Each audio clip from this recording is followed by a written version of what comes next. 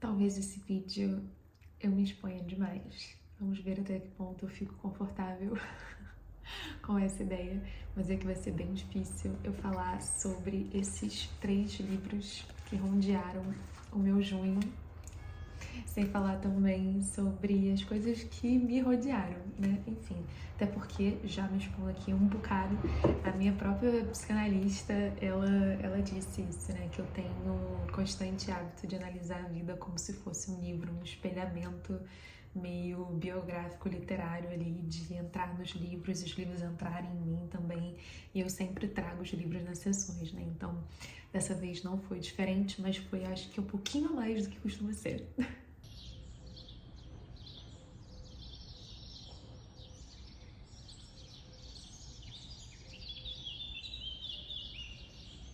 O primeiro livro que eu li nesse mês, parece até que faz mais tempo que eu li, porque me acompanhou em diversos momentos desse mês.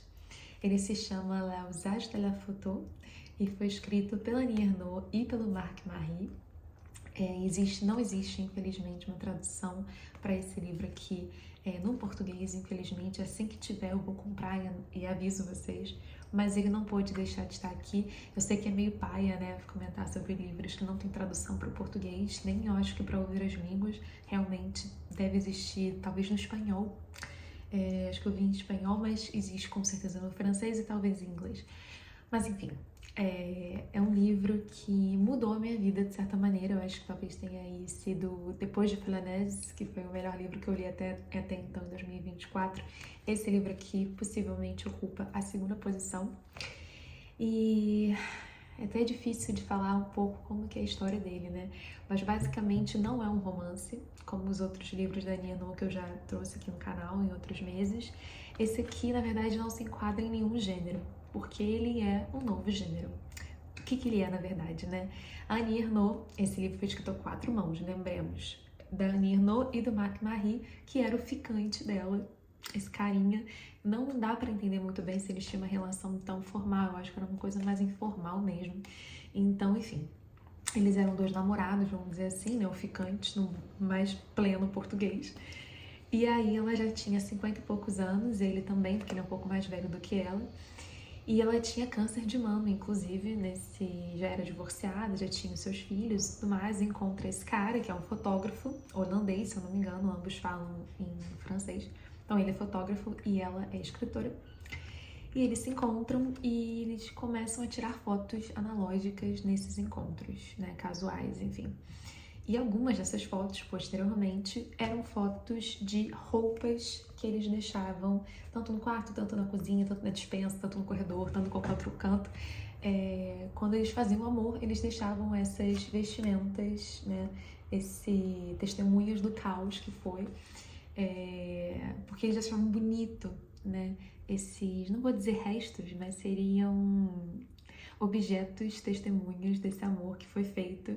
E é engraçado quando você acaba de fazer e você vê como que às vezes um sapato tá ali, a meia tá ali, nada faz sentido. E aquilo ali é realmente a expressão, né, da coisa mais orgânica e carnal possível. E aí, a história, na verdade, desse livro, basicamente, eles fizeram um pacto, vamos dizer assim, que eles, enfim, tinham esses encontros casuais. Eles invariavelmente tiravam essas fotos, né? No caso aqui foram escolhidas 14 fotos, mas possivelmente deviam ter várias outras. Aqui foram escolhidas 14 fotos. Aqui, por exemplo, é uma foto em um hotel com essas roupas. Aqui você já encontra a mesma foto da capa. E aí tem sempre a data também. Enfim, acho que foram ao longo de 1 ano e meio, mais ou menos, que essas fotos foram feitas. Enfim. E aí ela escreve, baseada nessa foto que ela tá vendo, o que ela lembra, o contexto, enfim, certas descrições, e ele também. E aí foram selecionados 14 fotos, 14 versões dela, 14 versões dele, e impressas no manuscrito, sem um ver o que o outro escreveu, e depois isso foi publicado. Então é de uma astúcia muito grande, né, e de uma beleza infinita pra mim. Pelo menos eu fico emocionada, porque eu nunca vi nada parecido com isso. Eu nunca vi essa afeição realmente aos gestos que ficam nesse depois, né? O que é o depois do amor e o que é o depois, enfim, de um jantar que você fez para aquela pessoa e no dia seguinte ainda tem ali pedaços daquela mesa, enfim, de uma poesia infinita. Enfim, no caso eles não são casados, eu acho que eles são amigos hoje em dia, mas uma coisa que o Marc falou para uma das entrevistas na TV France, que eu achei muito bonito, que ele falou: eu me orgulho muito desse livro, porque se qualquer coisa vir a acontecer no futuro, né, uma separação, enfim, de qualquer forma, o texto continuará e as fotos continuarão também. Então, o resultado, a Annie Ernaux também vai dizer que ela se orgulha muito também de ter feito esse livro, porque o resultado eles não poderiam pensar em coisa melhor que eles pudessem ter feito juntos do que esse texto. E é muito bonito, porque é a forma como o Marc melhor se expressa, que é através de fotografia, porque ele é fotógrafo, e a maneira melhor que a Annie se expressa através da escrita, e eles se encontram. Então é um livro sobre encontros, né? A linguagem dele, a linguagem dela, e enfim, e eventualmente o próprio encontro sendo descrito de diversas maneiras que vão se casar, porque é o mesmo ato, mas ao mesmo tempo são diversas formas de contar a mesma história. A Annie Ernaux, né, gente? Então, enfim, ela vai falar também diversas vezes sobre o câncer, sobre estar ocupando esse novo corpo, sobre ser aceita e bem vista e querida e desejada nesse novo corpo. Enfim, então ela vai falar diversas vezes sobre a queda do cabelo, sobre a queda dos pelos pubianos, enfim, é um livro muito carnal e muito descritivo, literalmente, né? E muito analógico também, então é de uma preciosidade sem fim, gente. Eu acho que uma das coisas mais bonitas, porque é um espetáculo, é a mesma coisa que você observar uma grande exposição de arte, e poderia ser com certeza uma exposição de arte, um grande espetáculo, né, testemunha da vida de duas amantes, e muito artístico e muito analógico também. Quando eu digo que eu não queria me expor aqui nesse vídeo, é porque coisas muito poéticas às vezes acontecem na minha vida, né? Basicamente, no dia que eu comprei esse livro, eu saí para lê-lo no jardim perto da minha casa, e eu acabo encontrando uma pessoa, literalmente na vida, nunca tinha visto na minha vida, que era um fotógrafo. E começamos a conversar sobre esse livro e, enfim, de uma maneira ou outra a gente fez a mesma coisa que esse livro fez. Enfim, várias e várias fotos em analógica e trechos a partir da vivência.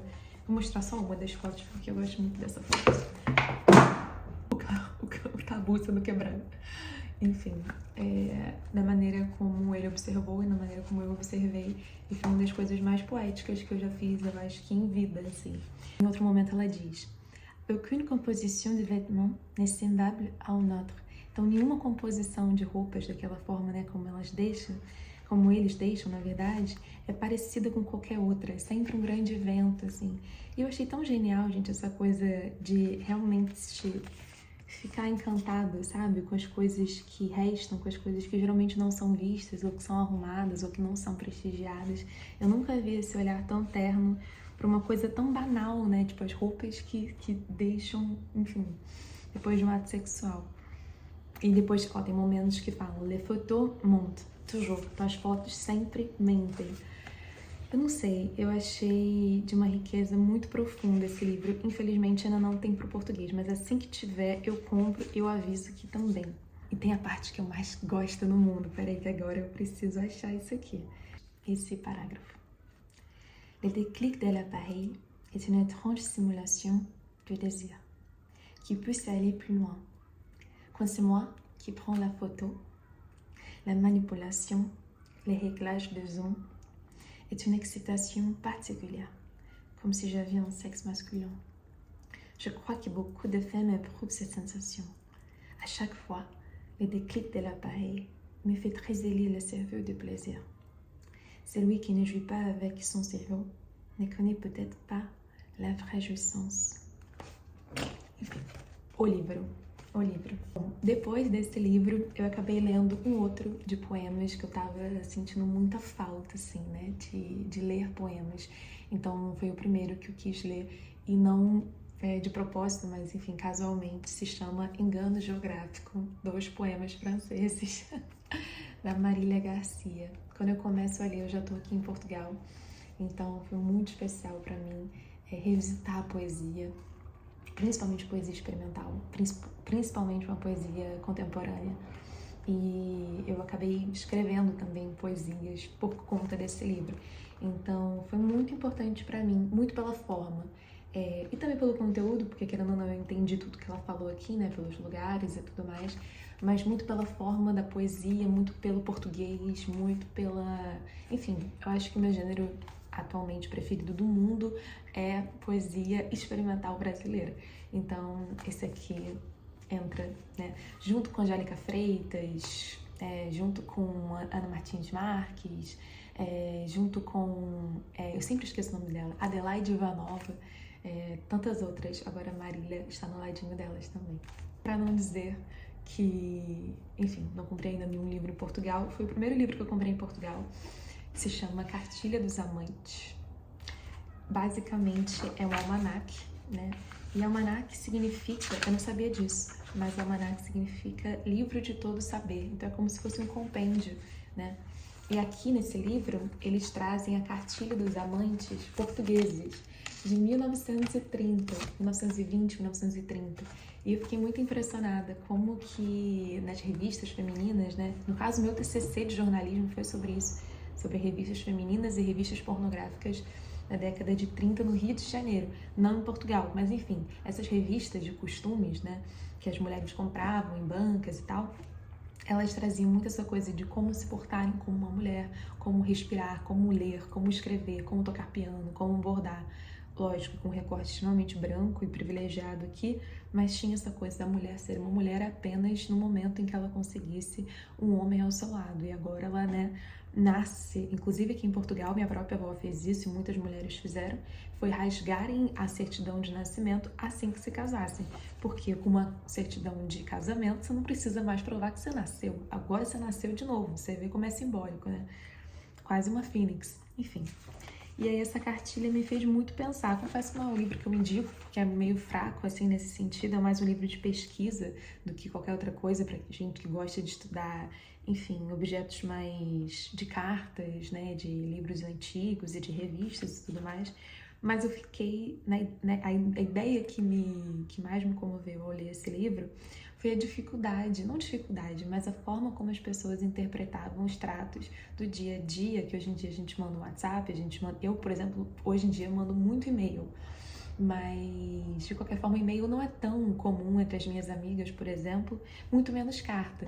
E aqui a gente vê cartas, e não só cartas, como cartas com códigos, porque a mãe não podia entender o que os amantes e namorados estavam fazendo, então eles ensinam como fazer cartas com números para virar, enfim, tem um código, né, com o namorado, então o namorado vai decifrando cada palavrinha ali.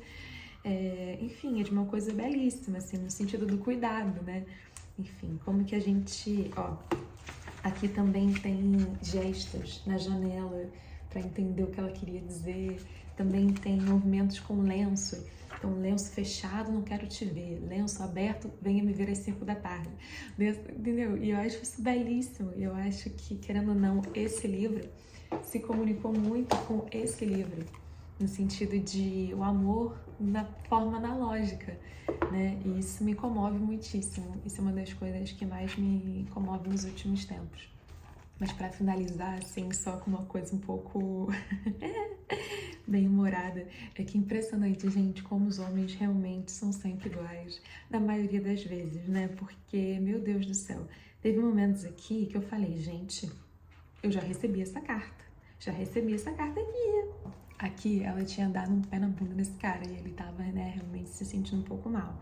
Aí ele diz assim na carta, prazo o céu que não te arrependas breve, pois tenho a certeza de que não encontrarás entre os namorados que venha a ter nenhum que fosse mais teu amigo do que eu e que mais sinceramente te amasse. Gente, eu já recebi esse WhatsApp. Então, assim, impressionante como que... os homens não mudam, né? Um século atrás é o mesmo pensamento. E também fiquei muito impressionada com a quantidade de vezes que eles falavam desgraça, né? Você vai cair em desgraça. E rogavam pragas contra essas mulheres. Ou as mulheres falavam, como você cairei em desgraça. E eu moro hoje em dia no bairro da Graça, que tem um botequim aqui do lado que se chama Desgraça. Então, assim, ler isso em Portugal foi realmente uma experiência também. Mas não aconselho muito esse livro, não. Entre os 3 que eu trouxe aqui, com certeza tá na ordem de aconselhamento. Esse aqui, para quem sabe francês, must. Esse aqui, em português, maravilhoso também, muito interessante, vale a leitura. E esse aqui, para quem quer perder um tempinho. Eu espero que vocês tenham gostado das leituras de junho. Por aqui foram muito gostosas, assim, mesmo sendo curtinhas. Eu tô nesse momento mais de férias, né? Então tô tentando, enfim, deixar o pensamento ir para outro lugar após o mestrado. Inclusive, vejam meu último vídeo aqui que eu falo justamente sobre o final do mestrado, e a newsletter também fala super sobre isso. Todos os links vão estar aqui embaixo. Curtam esse vídeo, compartilhe para quem vocês acham que possa gostar, para os seus amantes. E é isso. Um beijo, se cuidem.